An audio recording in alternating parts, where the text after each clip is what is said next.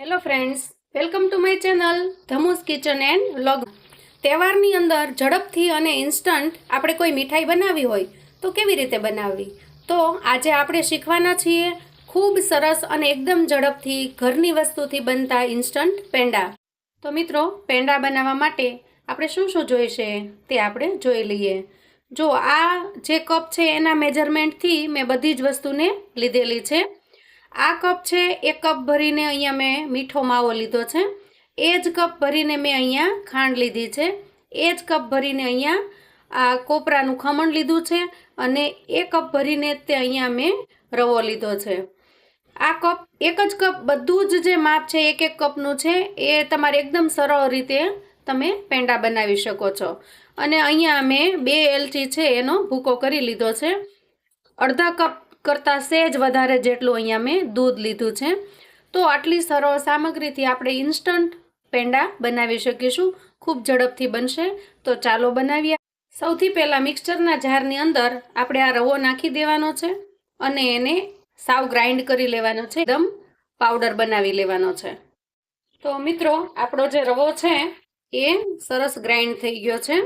હવે આ જે રવાનું ટેક્સચર છે એ હજી થોડું તમને સહેજ દાણાદાર લાગશે.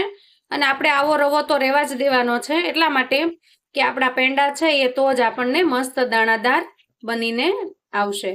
અને આ પેંડા બનાવવા માટે જોઈશે આપણે મોટી 2 ચમચી જેટલું ઘી.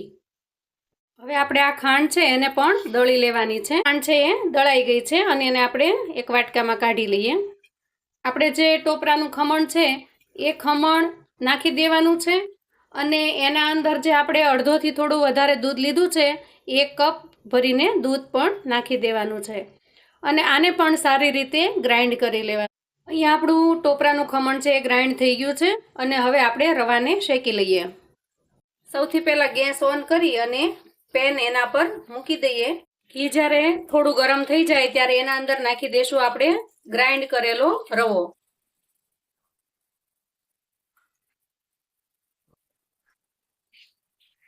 આ રવાને આપણે મીડિયમ ફ્લેમ પર શેકવાનો છે. મિત્રો, તહેવારની અંદર મીઠાઈ આપણે ઇન્સ્ટન્ટ બનાવવાની હોય અથવા તો ક્યારેય બહારથી લાવવી નથી અને ઘરે જ મીઠાઈ બનાવવી છે, તો આ મીઠાઈ તમે બનાવી શકો છો. ખૂબ જ ઓછા ખર્ચમાં ખૂબ જાજી બધી મીઠાઈ બને છે આમાંથી. તો આપણો રવો છે એ લગભગ શેકાઈ ગયો છે. નીચે જો પેનની અંદર ઘી છૂટી ગયું છે. હવે આની અંદર નાખી દેશું આપણે ટોપરા અને દૂધનું ખમણ.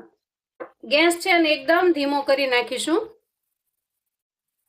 હવે આ બધી જ વસ્તુને સારી રીતે મિક્સ કરી લઈએ. બધી વસ્તુ થોડી મિક્સ થઈ જાય એટલે એના અંદર નાખી દેશું બુરું, એટલે કે આ દળેલી ખાંડ.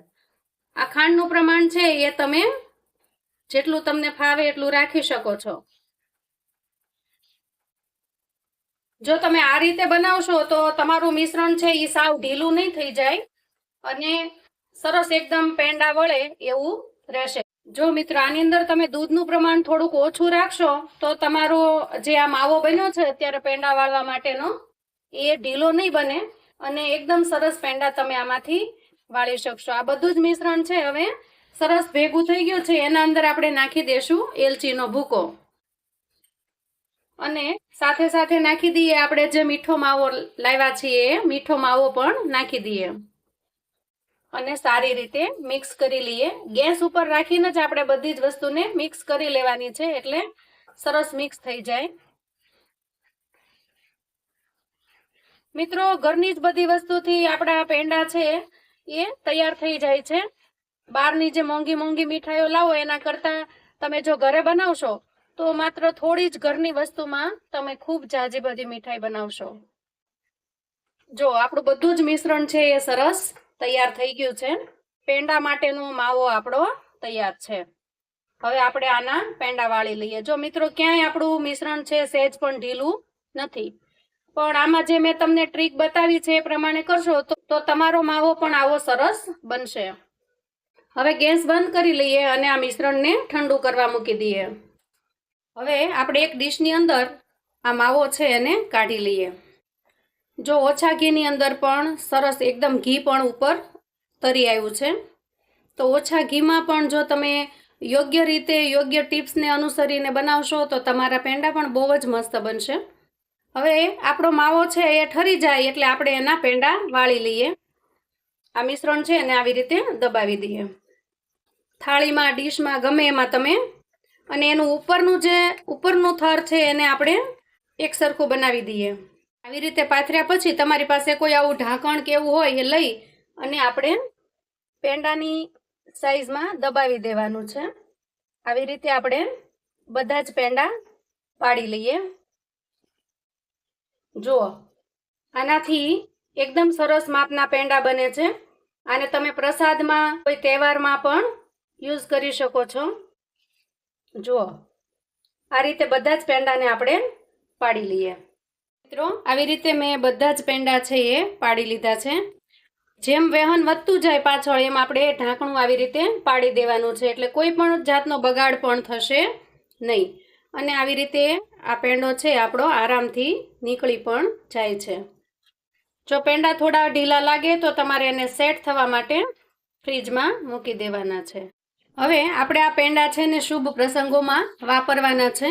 તો સારા પ્રસંગમાં વાપરવા હોય કે તમારે પૂજામાં ધરવા હોય, પ્રસાદી કરવી હોય, તો એના માટે થઈને આપણે હવે આ પેંડા છે એને ગાર્નિશ કરી લઈએ.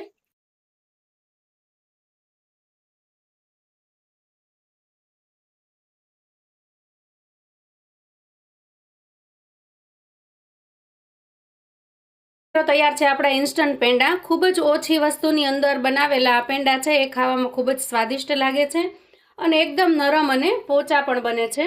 આ પેંડા છે એ બહારના પેંડા કરતાં સાવ અલગ અને બિલકુલ પોચા અને દાણાદાર પણ બને છે. જો તમે જોઈ શકો છો, એકદમ દાણાદાર આ પેંડા બન્યા છે.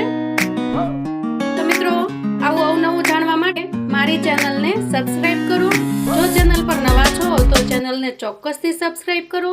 વિડીયો ગમે તો લાઇક અને શેર કરો અને બેલ આઇકન દબાવી દો, જેથી મારા નવા વિડીયોના નોટિફિકેશન તમને ઝડપથી મળતા રહે. આવજો મિત્રો.